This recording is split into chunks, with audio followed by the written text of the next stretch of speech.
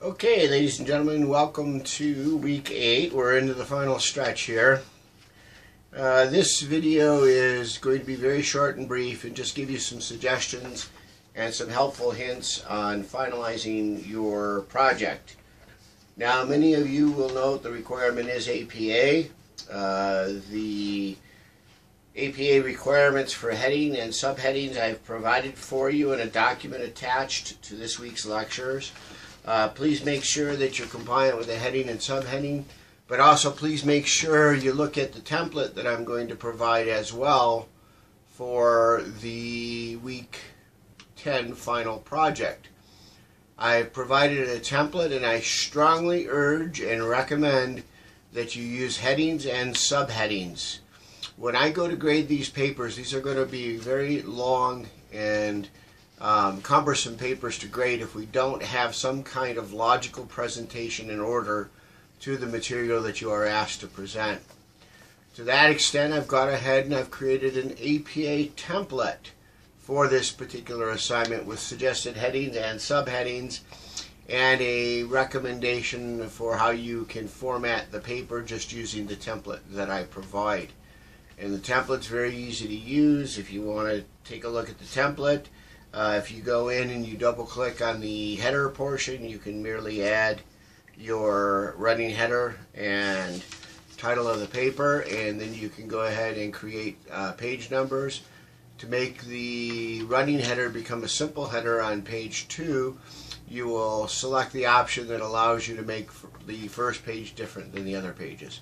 And then you go ahead and set up your page number and title for your header on page 2 and beyond. I've also made a very short example of how you can take the preface and introductory material to this assignment and create a short introduction to your paper. And from there you will develop your paper by hopefully copy and pasting and slightly modifying into the sections with appropriate segues if necessary. So for example, if you look at the prefatory language on the final project at the very heading, it tells you the setting and what you're going to do. What I did is I looked at that and I created a very simple introduction that I don't expect you to use my introduction, but it demonstrates how you can take the assignment language and actually use that to create a introduction, and then we'll talk about how you create the conclusion from the introduction. So what I've done is I've created a sample introduction. Years of research and observations of the social and behavioral factors that are impediments to good health has demonstrated that public health programs with a one-size-fits-all mentality that ignores the underlying diversity of the target population are not successful. The range of risk factors that prevent people from achieving optimal health is wide and varied. The following document will critically examine the health issue of diabetes in current programs and approaches. Also examined will be an existing public health program that attempts to address diabetes. Specifically examined will be a myriad of social and behavioral risks that contribute to the public health issue. Recommendations and suggestions for improvement to the National Diabetes Program will be made using theoretical and strategic approaches. And then if you look at that template, you will see how you format your headings.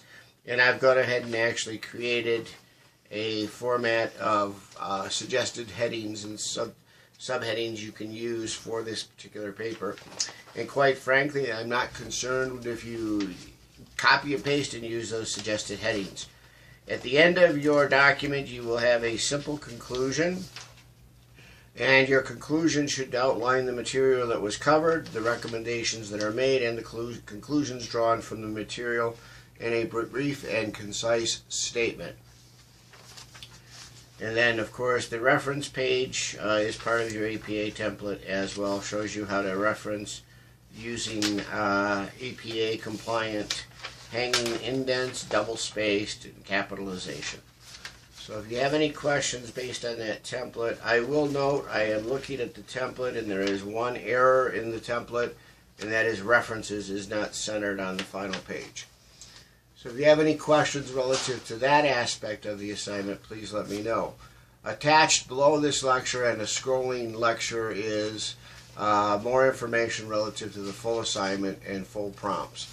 Please make sure that you cover the full prompts. It will seem to many of you, that you're repeating yourselves, and you will repeat yourself the way the assignment is set up. For the first part of the paper, you're going to give us the social and behavioral risk. You're going to describe the approaches and strategies and theories used. You're going to be asked to talk about 2 or 3. It says describe programs and approaches to the problem. And then you're going to be asked to describe whether or not they're effective or ineffective. And then you're going to move on to the next section. At the end of that section, then you're going to choose the program that you're going to observe. And then you move on to the next section, and then in the next section you're going to concentrate wholly on that particular program that you selected. And you're going to tell us specifically the target population for that particular program that you're going to look at. You're going to tell us the time. So what's the time frame? Is this an ongoing with an unlimited time, no expiration, or is this a program that is a 5-year pilot? Is this a program that is current and will run currently? Has it been running in the past? So you might want to say, if you use a smoking initiative, this particular smoking initiative was implemented in 2005. And then you're going to be asked to look at the history of the organization that sponsors the program and give us a little information about that organization. So if you're doing a program sponsored by the CDC, you certainly would want to describe the CDC, and you might even want to reference and cite aspects of the 2020 Healthy Initiative program as part of your description of the organization and goals. And then you're going to look at the specific program in an analysis, and you're going to, now here's where it will look a little bit different, because you're going to be required up front to identify the theoretical approaches that are using to encourage social and behavioral change. Now, if you look to week 4, I believe it is, I provided you a table. I think the table is fantastic. The social ecological model is an approach to social and behavioral issues. It's underlying theories that are used to deliver, or not deliver, but to change behavior in that target population and group, depending on what level of the SCM you're using. There are various theories that are used on those various levels. So if you look at that table, it will say if you're in the community level, you should use such and such theories. And that's what I'm looking for here when you get to this section, the program analysis. And this is subject to many different interpretations, but if you see, for example, in a smoking program for smoking cessation, if you really truly believe that the model and theory that fits here is they are attacking it both from the interpersonal and community level, and if you think the social dissonance, I'm saying not social, cognitive dissonance theory is applicable, then state so and why. If you think the social behavior theory is appropriate, why? Is it the TTM? What theory? So if you're looking at trans-theoretical, what makes you think it falls into that? And then you're going to look at the program and say, okay, what are these theories addressing in the way of social and behavioral risk factors? What are the approaches on a community basis with community engagement?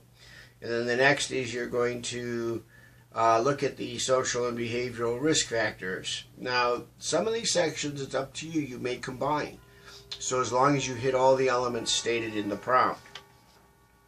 And then you're going to look at the mechanisms for addressing social and behavioral risk in the program. This coming week, we're going to address as one of the mechanisms using social media. We'll look at communication and the process of communication. So we're going to look at this and how are they getting the message out? What are the mechanisms? What are the approaches using those mechanisms? Then specifically you analyze the successes and failures of the particular program you're looking at, and then you're going to look at the overall impact on that particular program. Has it been effective? And then you're going to be asked to address whether or not there's a social or a behavioral theory or approach that has not been seen and used by this particular organization that you think may be appropriate. And then that will lead you into your recommendations section. And what recommendations are you going to make for improving the current program? You're going to recommend some theoretical approaches. And then if you think a new programmatic approach is necessary, or a complete makeover, this is where you would recommend that. So with that said, ladies and gentlemen, I want you to keep in mind that if you ever have any questions or you want to discuss current assignments or past assignments, many of you still have rewrites out there. I've been working with many of you one-on-one quite successfully. So if you've fallen behind on your rewrites, I really urge and suggest to you that you call me, set up an appointment. I will be available all of the upcoming week in the morning for morning office hours. In the afternoons, I will have only one afternoon for sure I know I will not be available, and that is Tuesday. So in the meantime, if you want to go ahead and ask for a meeting on Monday, Wednesday, Thursday, or Friday in the afternoon, you're more than welcome to do so. I'll be more than welcome to accommodate you at the time during the afternoon that we can mutually get together. And then on Saturday, of course, I work Saturday mornings. You're always welcome to call me on Saturday morning or to send me an email requesting an appointment. My cell phone number is 801-940-2531. And you can always contact me using SNHU email p.vanash@snhu.edu. Again, good luck with your final project, and if you have any questions, please, again, feel free to contact me. I'd prefer you contact me and we work it out rather than you try to struggle on your own. Thank you.